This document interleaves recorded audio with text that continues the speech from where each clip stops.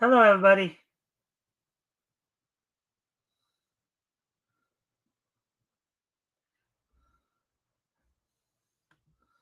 All right.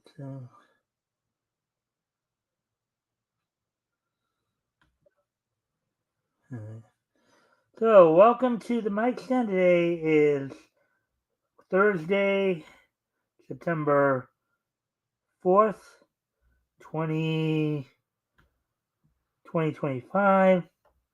So, of course, as always, if you guys haven't already, if you guys can help out by liking and sharing the stream, see if we can get some more friendly people to engage, that'd be appreciated.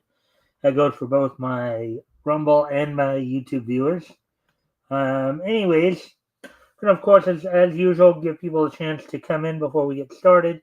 Uh, I do need to go off camera here for a quick moment. I'll be right back, but I will put some music on to entertain you guys while I'm gone. But I will be right back. Let me just put the music on. And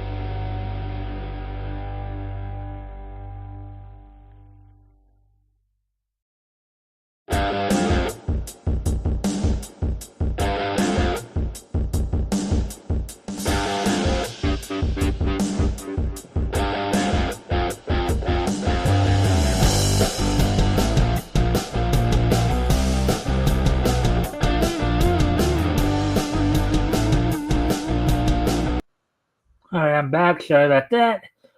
Uh, Basically, took a nap before the show, and sometimes what happens when you decide to do something like that, sometimes you can get a little strained because it's like, you may want to only take like a 15-20 minute nap, and you end up taking sometimes depending on how tired you are, you might end up taking like double that.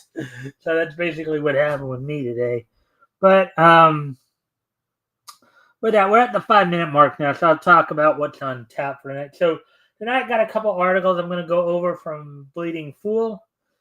Some more commentary from Avi Green on Neil Gaiman and Frank Miller. Some pretty scathing commentary, as it were. Of course, I think everybody, because we've been covering the Neil Gaiman situation the last few months here, where he was been accused of some pretty horrid stuff, and also there's some talk that Frank Miller might be bending the knee to the woke mob, as it were. So we got those. Then also will be aside from that, of course, will be let's see, we'll be also be doing some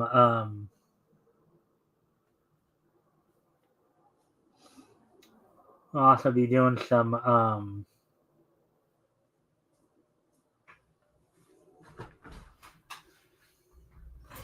we'll also be talking about, of course, wrestling wrap up. We'll look back to last night's Dynamite, look ahead to tonight's live live edition of Impact, as well as Ring of Honor. Get you all caught up. Some potential news updates on the Raja Jackson Psycho Stu situation, and then we'll of course wrap things up with this day in each history. So with all that being said, why don't we go ahead and get started here? Let me just go ahead and pull up the article here.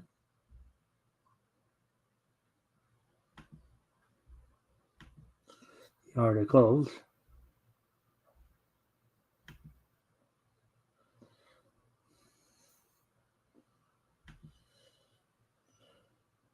All right. And again, a friendly reminder to everybody, if you guys can help out by liking and sharing the stream, see if we can get some more friendly people to engage. That'd be appreciated. Also, if anything here grabs your attention, feel free to comment and or ask questions. I'll try to answer the question to the best of my ability. So with that being said, let's go ahead and get started here.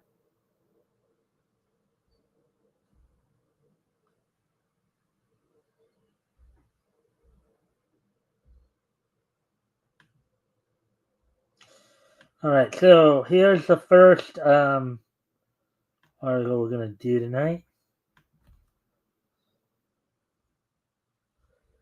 So in retrospect, Neil Gaiman's take on Miracle Man is hard to read.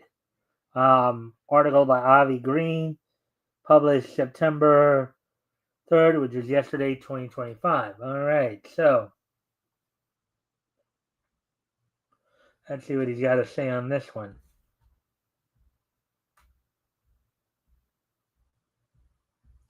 And we do know that, of course, Avi's got quite a bit to say on the likes of Gaiman.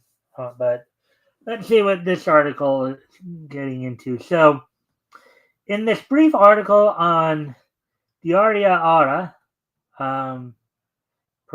in parentheses here, if there's any more of it, I can't reach it, assuming it's behind a paywall, on parentheses. The writer tells why he thinks the disgraced Gaiman story from the USA editions of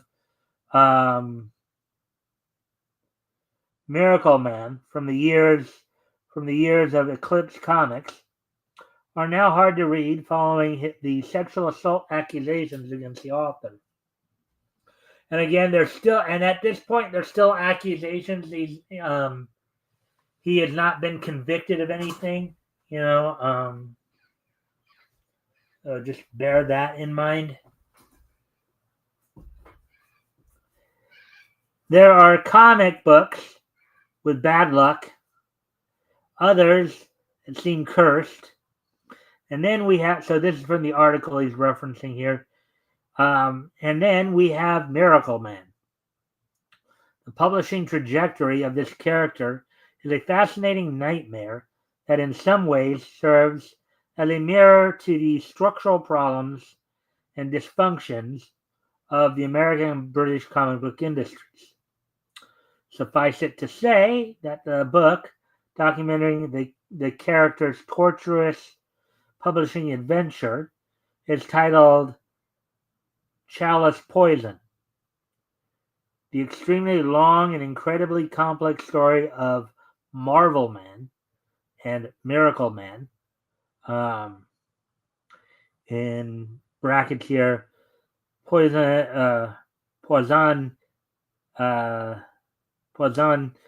Caccio, the extremely long and incredibly complex history of Marvel Man, in parentheses, and Miracle Man. It was published in 2018 when the legal battles and authorship disputes that paralyzed the publication of the series for more than 3 decades seemed finally resolved. However, with the author of the book, the Irishman Padraig O'Melloyd,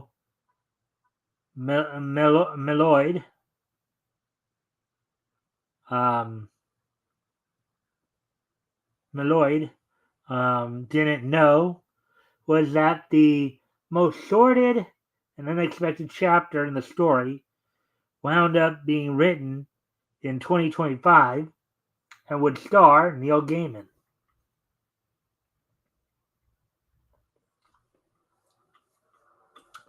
This is Avi's response to what we just read. Let me see if anybody's saying anything yet here. Again, feel free to comment and ask questions. If anything catches your attention, I'll try to answer the questions to the best of my ability. Those for both my Rumble and my YouTube viewers. So the Miracle Man wrangling is something I haven't paid much attention to before. And now, after the Gaiman scandal, I really don't care. I really can't care what'll become of the material he wrote, which began around the 17th issue in 1990. But the reason his work on Miracle Man will be exceedingly difficult to read now is because it was a title that dealt with sexual abuse. And now, however, Gaiman's work was viewed years before in the comic. It's bound to be viewed very differently today if he focused on such topics there. The Miracle Man comic, which had its origins in the 1950s to 1960s, became a very controversial comic when it was revamped in the late 80s and went through some copyright issues. But now, for a long time to come, far less people are going to care about it based on Gaiman's associations with the writing chores. And it could quite possibly lose value on the market. Now, mind you, too, remember, as far as I know, Gaiman is they're still investigating. I don't think he's even been charged yet, no less convicted of anything. So, at least in American jurisprudence, he's still technically, even though I know a lot of these, some of these cases will be tried in the States, but others will be tried elsewhere. But I think the presumption of innocence is the legal standard throughout most of the world.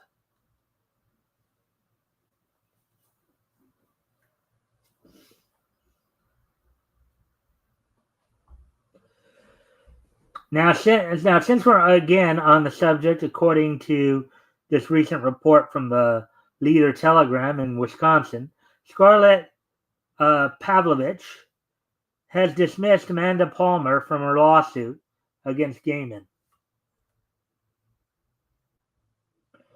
Amanda Palmer, the estranged wife of author Neil Gaiman, was dismissed from the suit filed by the former caretaker of the couple's son. The filing, made at the behest of Scarlett Pavlovich, asked the case be dismissed without prejudice, which means it could be refiled later. But the judge in the case said it's not as simple as the filing made by Pavlovich's attorneys. An order responding to the motion says that when, quote, a party wishes to dismiss less than the entire action, the proper course is to file an amended pleading rather than a notice of dismissal, unquote. So I think what they're saying there in terms of the legalese, instead they can't just simply ask them to dismiss the portion of the case against Amanda Palmer. They actually have to redo the pleading, basically, I think is what they're saying. Given that the court interpreted the filing as a motion to amend the complaint, which it granted and dismissed Palmer. So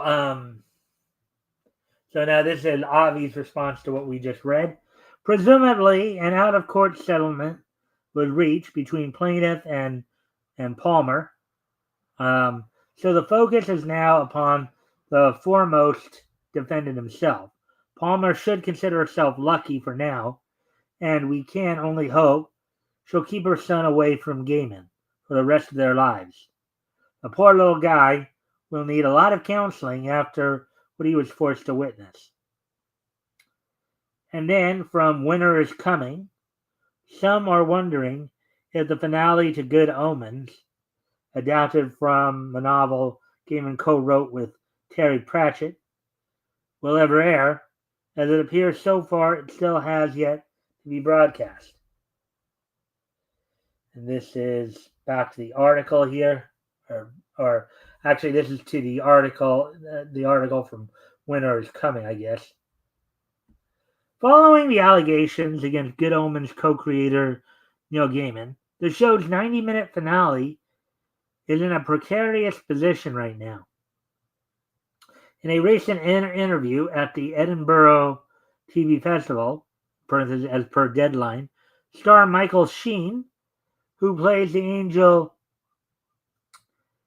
Aziz Raphael, weighed in on the status of the feature-length finale. His answer makes for some pretty grim reading, in the sense that absolutely nothing is set in place. Quote, "It's not up to me," unquote, he said when asked about whether the finale will actually air. Quote, "I'm not in control, but the episode is made and hopefully the people will enjoy it as and when," unquote. And now here's Avi's response to that. Finish up this article. "Time will tell if it ever airs. I'm amazed the last episodes of the Sandman TV show actually did.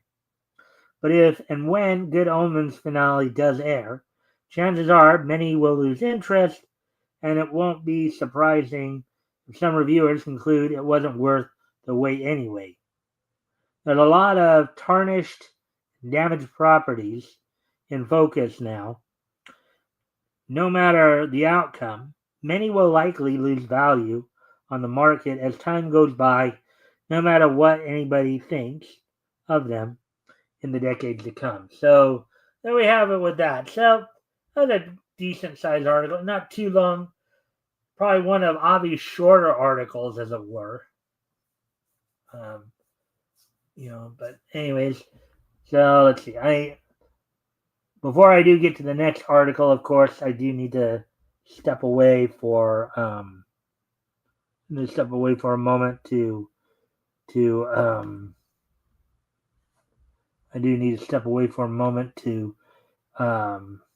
take care of something.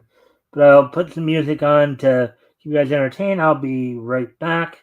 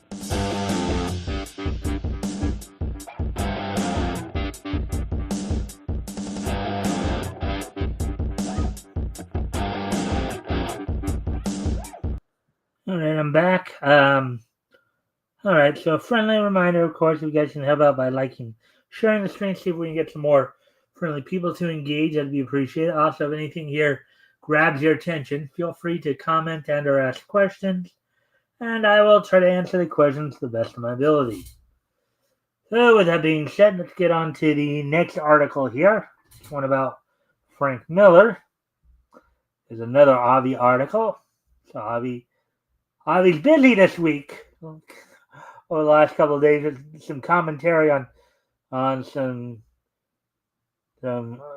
creators, as it were.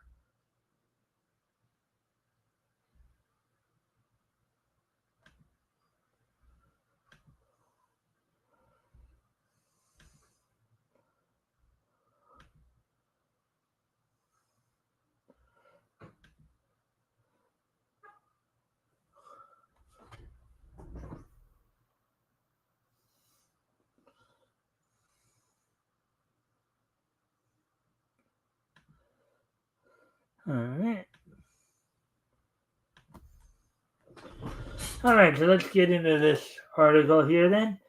Comics legend Frank Miller admits defeat, bends knee to the left. So, for those of you who may not know, remember Frank Miller is the one who gave us the Dark Knight Returns Batman graphic novel.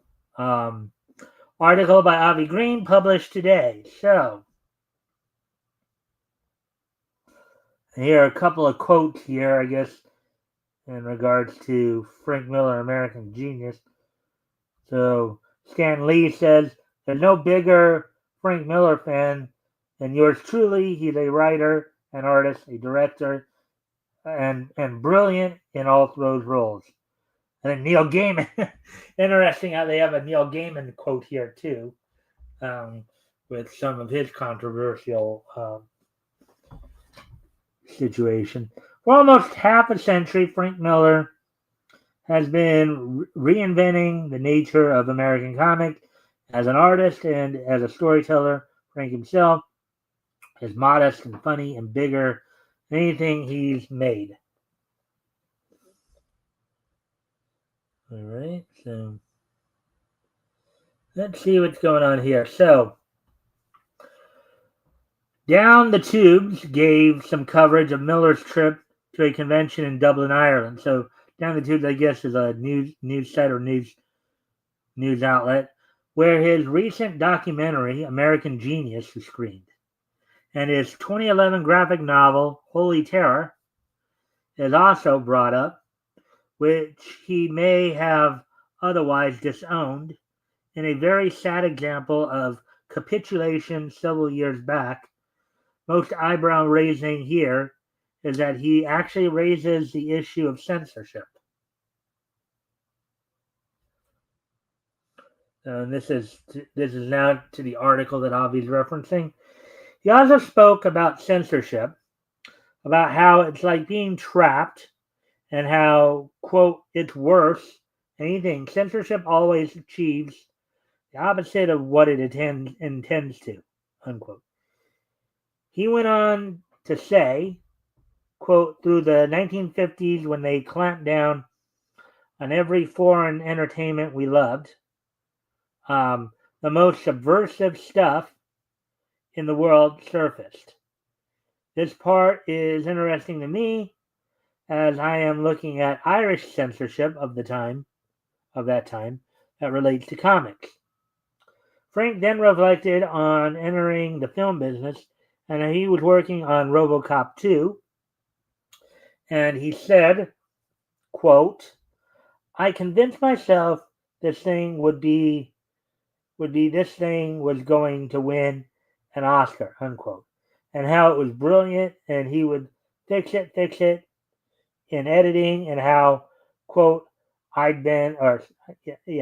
quote, I'd been convinced that something was brilliant that wasn't that good, unquote. Here's Avi's response to what we just read there. Well, first, I don't think he was ever a success at writing screenplays himself at the time, nor was he ever successful at crafting a film based on Will Eisner's spirit, as he once did around the time Eisner passed on. So who's to say he's truly a quote-unquote genius? Not really. But how funny if he's bringing up censorship problems when he himself, in a way, succumbed to just that. When he expressed regret over crafting Holy Terror about 7 years ago. And a lot of good it did him, since the Thought Bubble convention shunned him.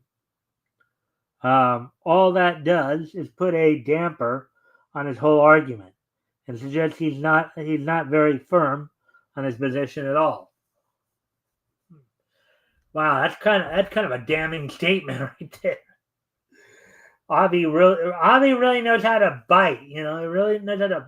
He's got some biting commentary there.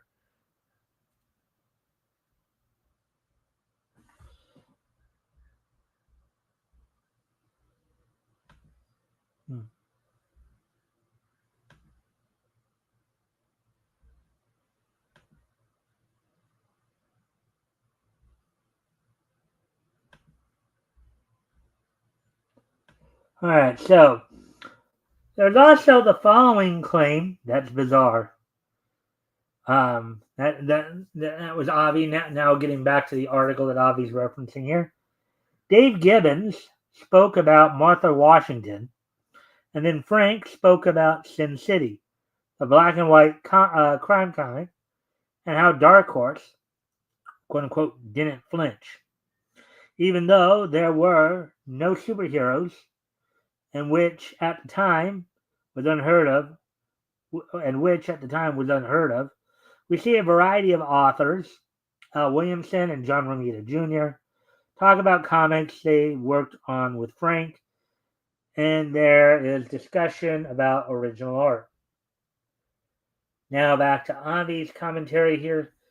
Gee, Hasn't the writer heard of say Adam Strange, Nick Fury, or even John Sable Freelance? Those weren't exactly characters known for being superheroes.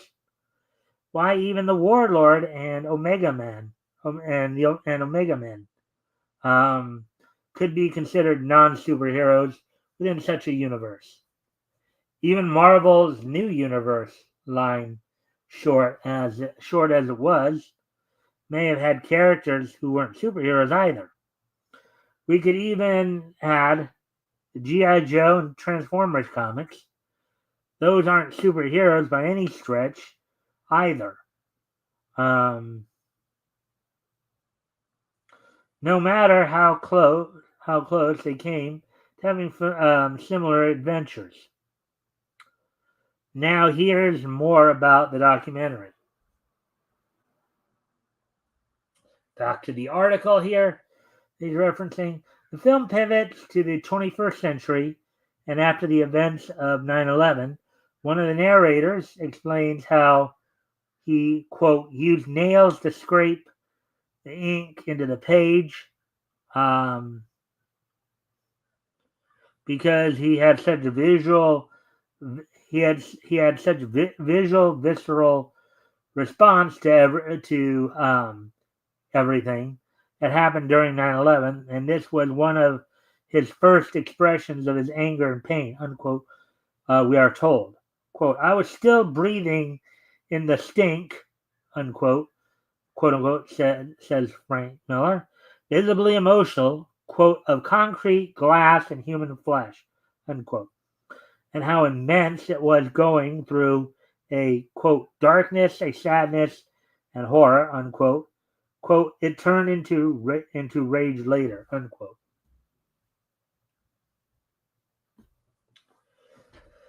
The time shifts twice now, as 2 hours later, I learned that Frank was at home in New York during the 9/11 attack, and tragedy something I had suspected but could not imagine. Um, there were no shortage of connections at the time, including his work on The Dark Knight Strikes Again, and later, for example, his controversial contribution for the anthology 9/11 Artists Respond. Art and Anger, the expression of an artistic response, dealing with upset and trauma through art. It is a very interesting aspect. There's Avi's response to what we just read there. I have no idea what the precise contribution was, but is the columnist complaining about something published in response to a horrifying incident where thousands of people were murdered by jihadists? It's bad enough he lets his leftism be clear later in the article.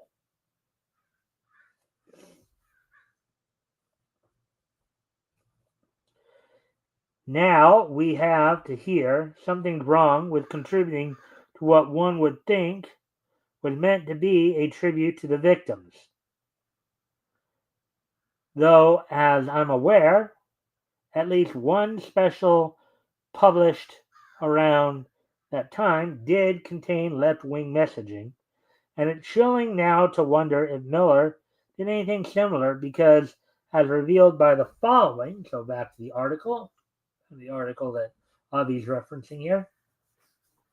Back to the film, which continues space and later the music later goes deep, a bass sound, and we learn that the American conservative commentator Andrew Breitbart was a fan of Frank's work and tried, perhaps, to use him. Frank talks about how he met Breitbart, um, and discusses how people have an agenda and how individuals had an agenda. This element of the film was very specific. You can see how he is so unhappy with this time, and how he was near, quote, something that gave us Donald Trump, unquote, and this was not something Frank was happy with. Frank wasn't having any part of that. In parentheses here, Breitbart News itself reported in 2017 how Miller described Trump as a buffoon, quote unquote, during a Comic-Con panel, unparenthesed, and stayed very much away from them. Obviously unhappy, Frank spoke of how the quote unquote propaganda that Breitbart practiced crossed a line into territory on quote unquote no respect. Then Frank was asked a direct question. Quote, do you regret your comments on the other Occupy Wall Street people, unquote? And he responded he was, quote, certainly inconsiderate of the people who were occupying Wall Street, so sure, unquote. And he reflects, quote, it was very aggressive, unquote. Let's see what Avi has to say in response to that.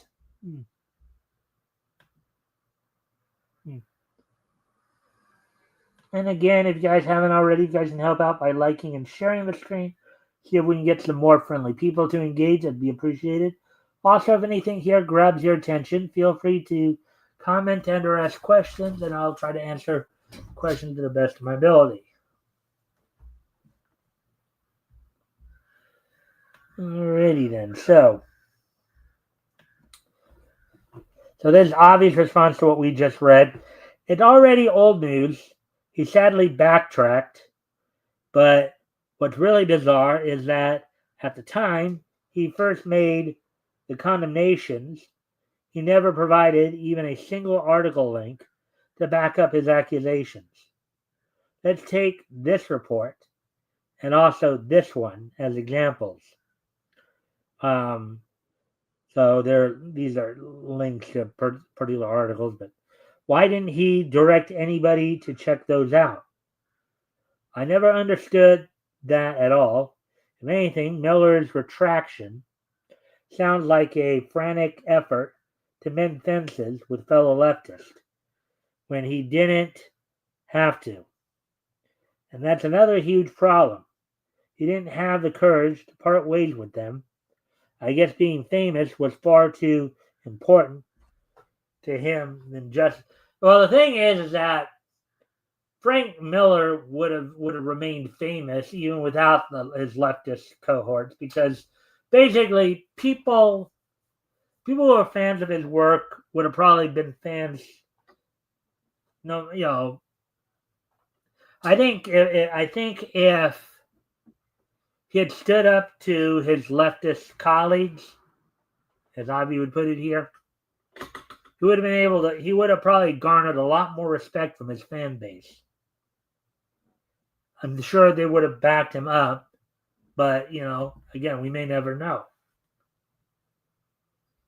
because he didn't take that chance. He didn't have the courage to take that chance. And Breitbart's also problematic for him. Oh, and Breitbart's also problematic for him. For shame, if memory serves, the late Andrew Breitbart was favorable to Israel, and the news site named after him, in a manner of speaking, got a special start in Israel, recalling Holy Terror, a subject of the American Genius documentary, that's supposed to involve an Israeli mentor or something. I must say, I find it difficult to understand why Miller has an issue with somebody in real life who was helpful to Israel in his time, unless maybe Miller wasn't so strong on his positions then at the time, after all. He certainly doesn't seem to think much now of saying he supported patriotism back then either, And then turning to the documentary's discussion of holy terror, it said, back to the documentary, I guess.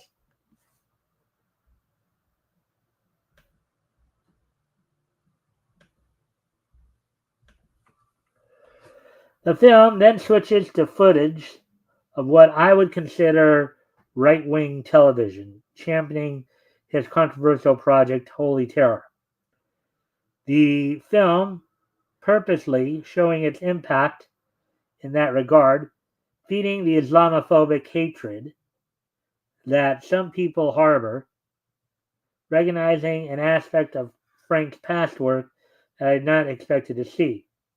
Quote, I get that it was complete freedom and a break, unquote, Frank acknowledges. Quote, and it shows I was not at my best, unquote.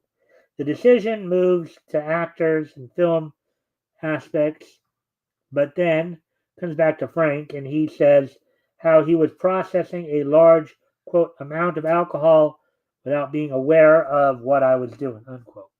Oh, so now he's blaming his behavioral changes or his sudden changes in his views on alcohol.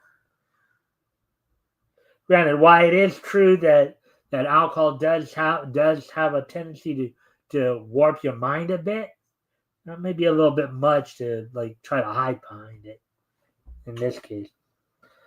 Let's see. Now here's Avi's response to it. I realized Miller had problems with addiction, as he later told, but this seems like a cheap, all too convenient excuse to say he was almost literally wrong in his beliefs at the time. Wow, he sure isn't doing much to make me think he's worth upholding. Not that I ever thought much of his resume before, though.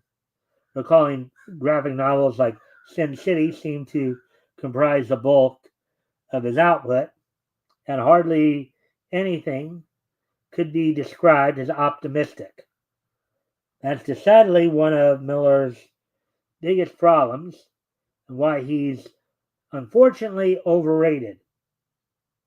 Perhaps that's why, if there's any mistake Breitbart made, it was being too big a fan of Miller's. Also, lest we forget, Miller's art styles become very mediocre over the years, to the point where one can wonder why he continues his artist career. If he does, he even tears down on Will Eisner. I guess back to the movie, back to the documentary. He then spoke about his, quote, biggest feelings about addiction, unquote, which was a sickening sense of missing time, quote unquote. I thought this was powerful, and he spoke about when he sat down with Will Eisner over dinner. And Eisner did not want to talk about life and what he had done wrong, but rather he had to go out, quote, travel the world and get his heart broken, unquote. Then we see him talking about how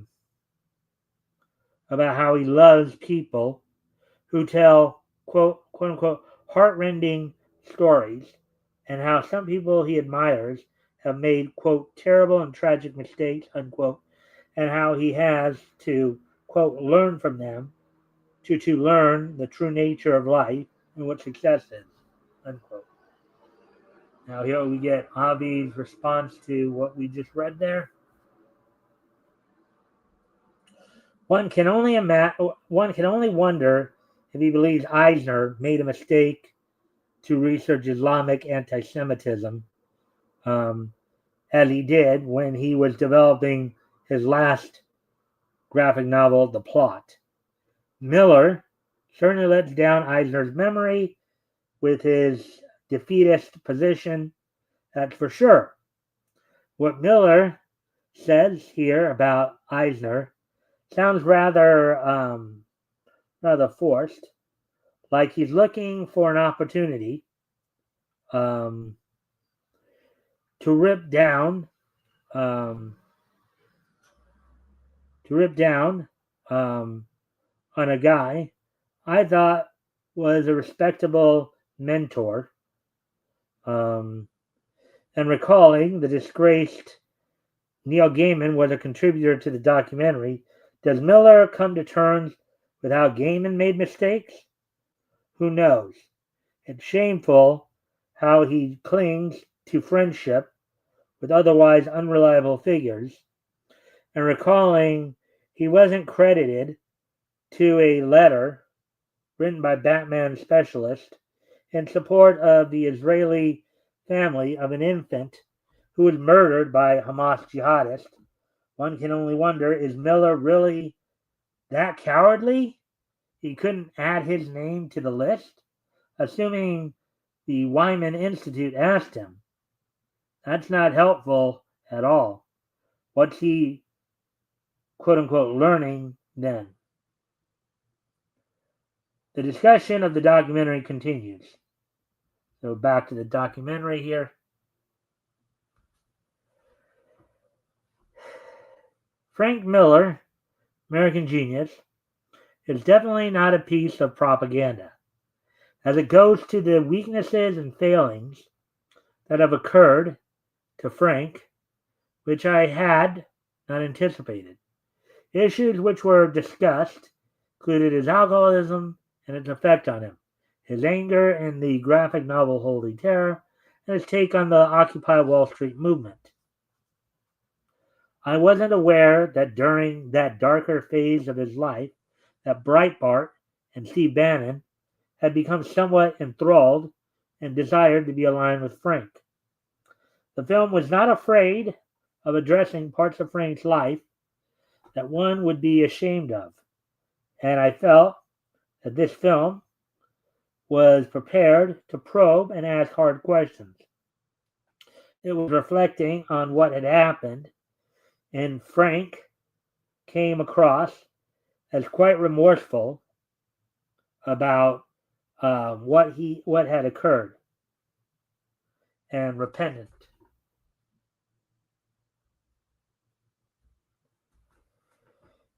It is not for me to decide what others will make of the film, or whether they can find any form of reconciliation for the harsh utterances he made and the work that was Holy Terror. I am not and was not impacted in the way others were, who will have felt outrage with validity that they were impacted, hurt, or targeted. My position and privilege protect me, and it is easy for me to consider that to fail is to be human. So it is to individuals to consider and decide themselves their view, if they even want to. So now here's Avi's response to what we just read. Gee, the writer sure is intent on validating the defeatist side of the whole affair. Has he even ever met 9/11 families? In the near quarter century since the tragedy, people like him never seem to bring up the victims and their families, as if they don't matter. At worst, the defeatist act like they don't at worst the defeatists act like they don't even exist. It's a similar situation with Israel post October 7, 2023. Also note, he complained earlier about Islamophobia, quote unquote, and that's pretty telling as well. And on that note, the columnist then proceeds to sugarcoat pro-Hamas movements in Ireland. Now we're back to a short portion of the article that Avi's referencing here. This is no scarf to give warmth or comfort. It is an intentional quilt of resistance which has been crocheted in rural Ireland by a group of women and their international allies for Palestinian children killed in Gaza. This is quote unquote craftivism. And the quilt is quote a gesture of remembrance, resistance, and rage at the appalling loss of life in Palestine. Unquote. I have a feeling I know what. Let's see what Avi has to say in response to this. I have a pretty good idea what he might be about to say here. Wow, so much feeling for quote unquote Palestinians, but none for Israeli victims of Islamofascism, huh? I had a feeling we were coming back to that. I had a feeling we were coming back to that. Or even the Irish victims of the same. That's the impression one can get from this otherwise one-sided disgust and sorry excuse for a pop culture column, which even proceeds to sugarcoat anti-Israel cartoonist Joe Sacco. So this is back to the article here. I had picked up Footnotes in Gaza by Joe Sacco earlier in the day at the Oxfam charity table at Dublin Comic Con. Charity tables at conventions turn up the most unusual things, and I think they add a lovely aspect. So I rummage under the table, and find this amazing book. And I am asked whether it was a good book. As I commented that I had it, even though I was considering it, you can always gift such a book. I reckon, and I respond, quote, one of the best, unquote, I says, quote, Sacco is brilliant, and one might find a path to understanding, which is happening now, and an appreciation of the history for sure.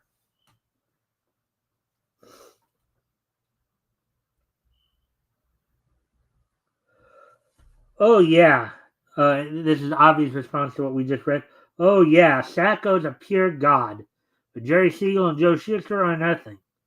Is that it? Such a disgrace, and no objections to how quote unquote Palestinians are indoctrinating their children with the religion of peace. With the religion of peace? There's another sad example of failure right there. The writer then says,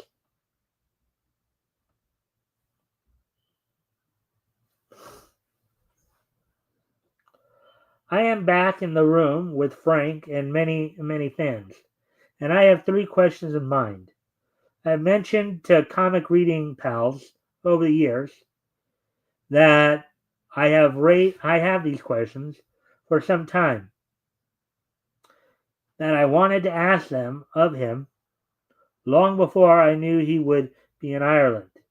The third, which sadly I do not get to ask, would be tricky, although possibly the easiest in this setting, as I want to ask Frank, quote, if he hates the Irish, unquote, given his portrayal of David the bomb maker in Holy Terror and mercenaries in Sin City as Irish, and I am not altogether sure that the Irish aspect was a positive element in Daredevil, and if Matt Murdock is crippled by his Irish Catholicism. But I did not get to ask this question, probably for the best. My second question was about 9/11. As you know, I asked this on Monday. And this is Avi's response to what we just read. After all the defeatism, one could wonder if Miller really cares about the better interest of the Irish at all.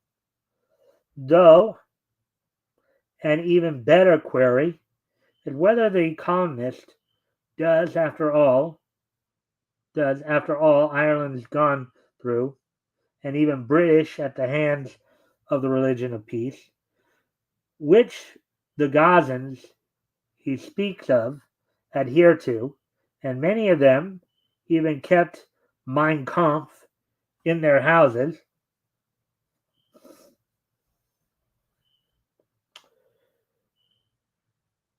What what is that okay if they follow those kind of horrific belief systems? That Islamic indoctrination practically led to October 7th, 2023. It even led to the assault of Salman Rushdie. On which note, is Miller aware of verses in the Quran like 47:4? There's valid issues that can be made about the quote religion of peace unquote, and he throws them all away just to remain in the quote unquote good graces of the leftists with whom he produced the documentary. Just gonna look something up here real quick. Who's this Salman Rushdie? Okay.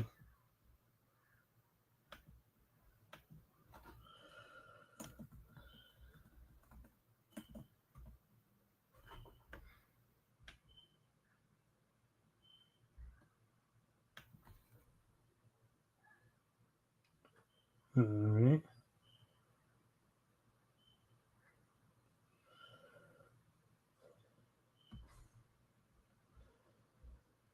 All right.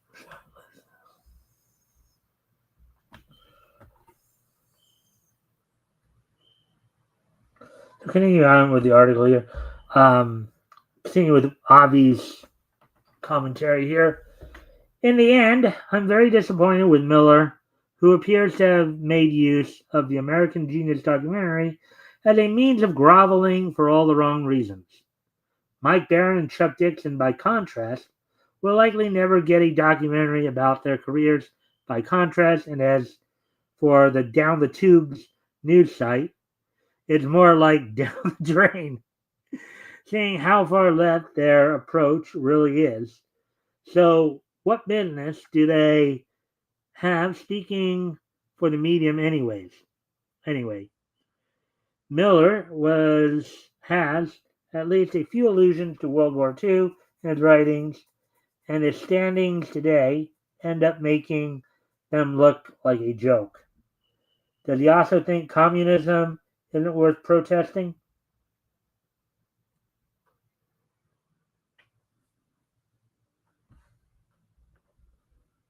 Hmm.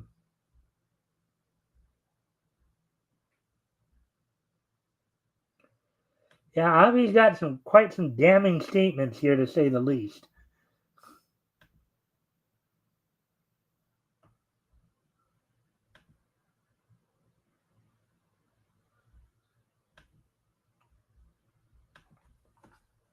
From what I know, Miller was unhappy in the 90s when Marvel put Elektra to more use again, but considering how poor his own viewpoints have become, that's why I don't think Miller has any business complaining that Marvel decided to bring the Kunoichi, um, Kunoichi he created in 1981 back into the spotlight again. All that matters is how artistically successful that was. And post 2000, it definitely wasn't much. But then it's not like Miller's had much to do with Marvel and Daredevil for years now. So maybe he at least understands it's hardly worth to be so petty. He has recently returned to work with them on a joint project with DC for a Batman Wolverine crossover, but again his artwork has become so forced and mediocre. What's the use beyond the artist's name recognition?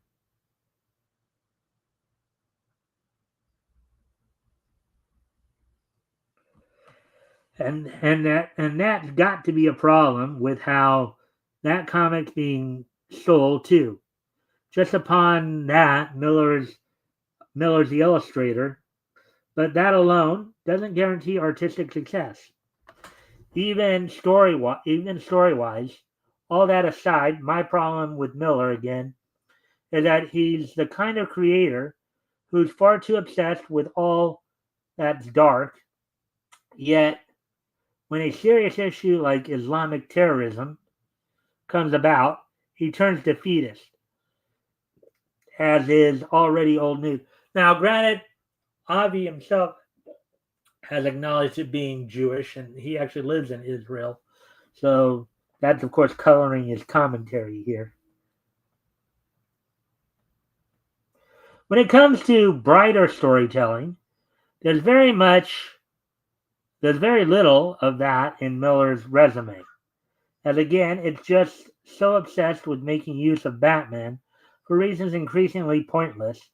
No doubt a similar argument could be made involving Wolverine. And Miller even has the gall to throw Eisner under the bus. I just don't know what Miller is still working in entertainment for, or why we have to consider Sin City fantastic art any more than anything else. Miller's definitely past his prime, and the defeatist path he's taken of recent only feeds into the narrative the far left wants to hear. And all this just explains why, beyond Daredevil, there's little else he's ever drawn and written that I've ever cared for. Alrighty then, so there we go. So we're pretty much right up, we're just about right up to the top of the hour here. So we're going to probably try to breeze through wrestling wrap up and this day in each history pretty quick here. So we're already past the hour mark. So we're going to move right into wrestling wrap up here. We're going to just blast through real quick. Last night, on the one piece of update that came out in regards to the whole Ryder Jackson Psycho Stu situation was that now Roger's father, Rampage, has come out and said his son should be in jail. He hasn't talked to his son much lately because I guess he found out a little bit more about what was going on and was not happy with how the situation went down.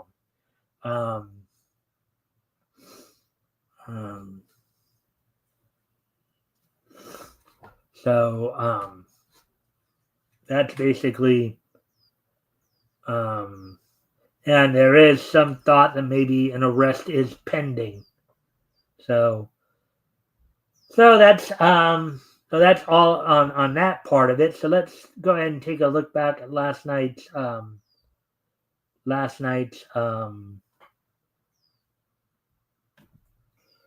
take a look back at last night's Dynamite and see if we can look ahead to tonight's TNA Impact and Ring of Honor Club. So on last night's Dynamite, the show opened up with Mercedes Moné retaining the TBS title over Alex Windsor. Mark Briscoe defeated Lance Archer of the Don Callis family with, of course, Rocky Romero in his corner.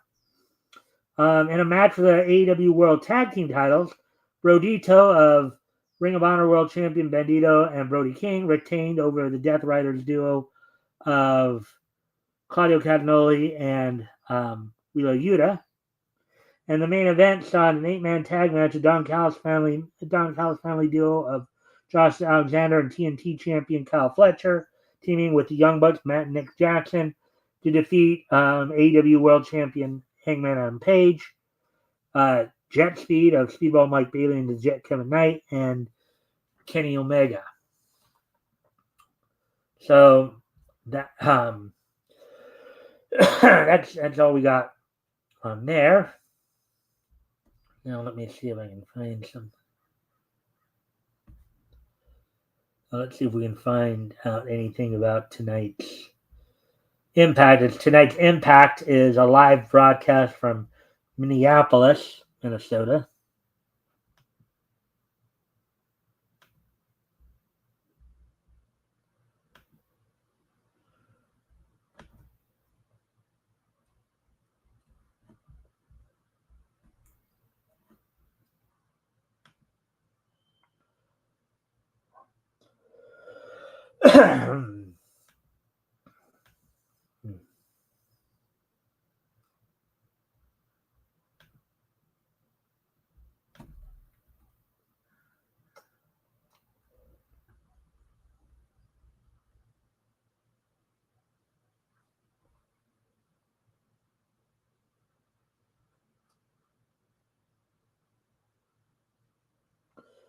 All right, so I guess, let's see.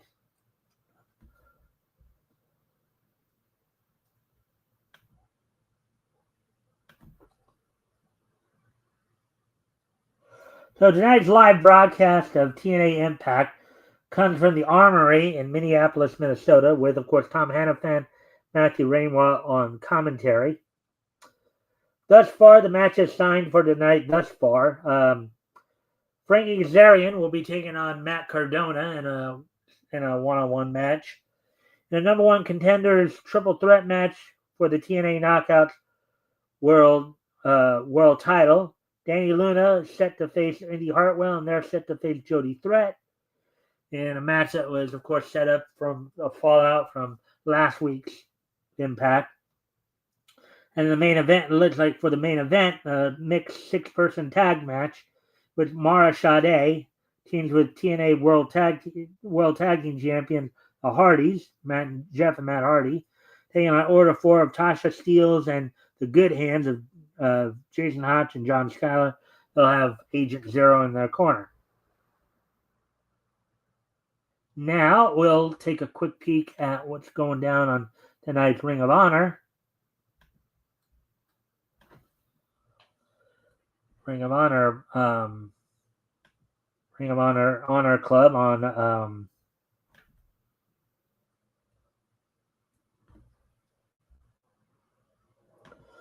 ringofhonor.com or ROHwrestling.com with Caprice Coleman and Ian Riccaboni on commentary. Athena is set to, in a non-title match, Ring of Honor Women's World Champion Athena set to take on Dayami. In a tag team match, the team now calling themselves the Swirl of Blake Christian and Lee Johnson take on the duo of Joe Alonzo and Thomas Hayne. John Silver of Dark Order will be taking on Wheeler Yuta of the Death Riders with Marina Shafir in his corner. In a 2-on-1 handicap match, Lance Archer looks to fend off the challenge of Adam and Marcus King. In another tag team match, the Spanish Announce Project of Angelico and Serpentico will take on Philly Collins and Marino Tenagalia. Katsuyori Shibata takes on Jordan Oliver. And then the main, at least what looks like to be the main event, the premier athletes of Arya Davari and Tony Nese are set to take on the conglomeration duo of Hologram and Tomohiro Ishii.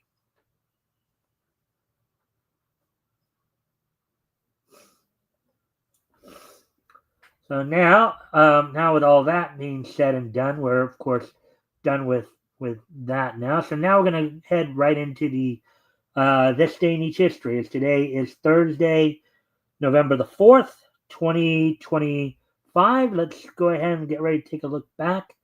This day in each history. History from 96, 95, 2015, and 2010. All right. So first off, we're going to head back 30 years ago. As on this date, 30 years ago today, back in 1995.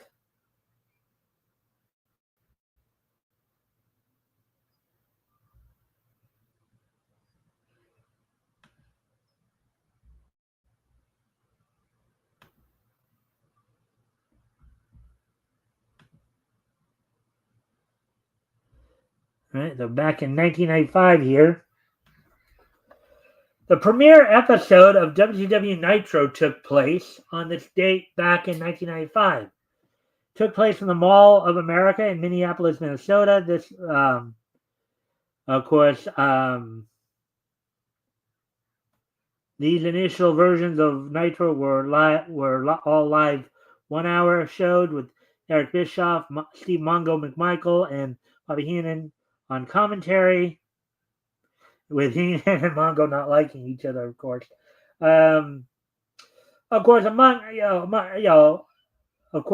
the action, the main event of the show, Hulk Hogan retained the WCW World Heavyweight title over Big Bubba Rogers. Sting and Ric Flair went to a no contest over the United States title.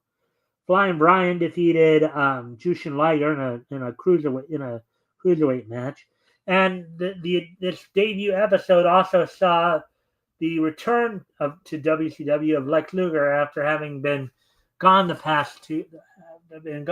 prior 2 years to WWF at the time. So 30 years ago today, the debut episode of WCW Monday Nitro took place. Now, of course, moving ahead one year to 1996, since I get all that taken care of. Moving ahead 1 year to 1996, 29 years ago today. On this date, 29 years ago today,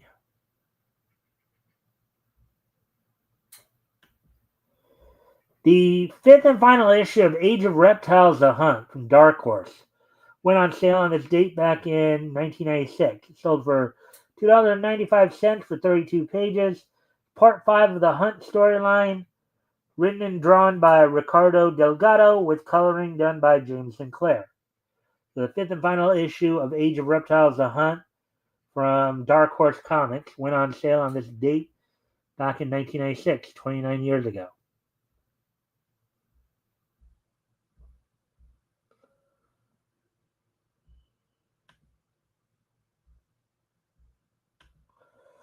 And now, oops, I forgot to do that part. All right, now moving on to the next piece in each history. We move all the way up to year 2010.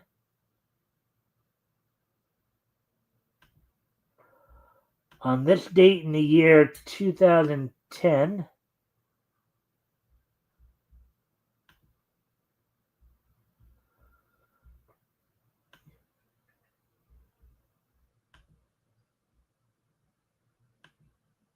this year and the date 2010, Arms,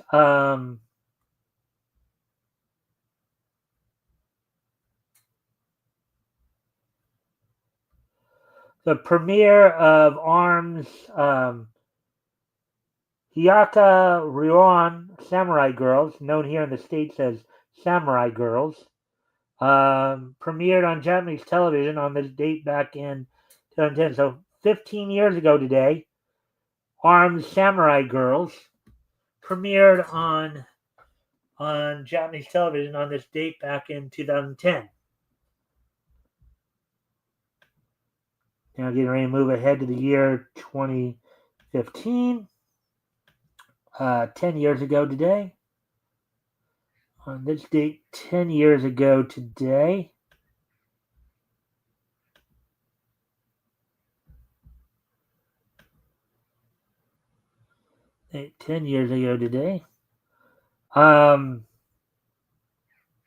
you see.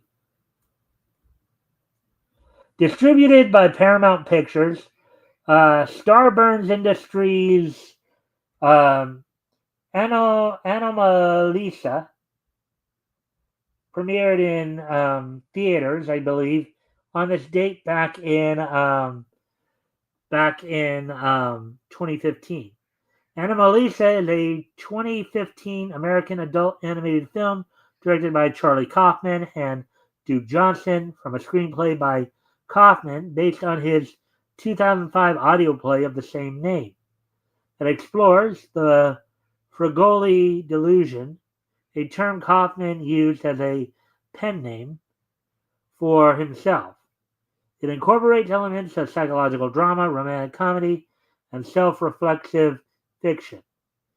in a similar vein. Okay, so basically on this date, the adult animated film Anomalisa premiered in theaters on this date back in 2015. Alrighty then. So with that, I thank everybody for being here tonight. Hope everybody enjoyed the show. We'll be back here, of course, tomorrow with more Niche News. And also, don't forget Sunday. I'll have Apex from Apex Comics joining me as we will be taking another trip down Comics History Lane. Taking a look back at June 19 books that went on sale June 1940 from Fox Feature Syndicate. So with that, I thank everybody for being here, and I hope to see everybody back here tomorrow.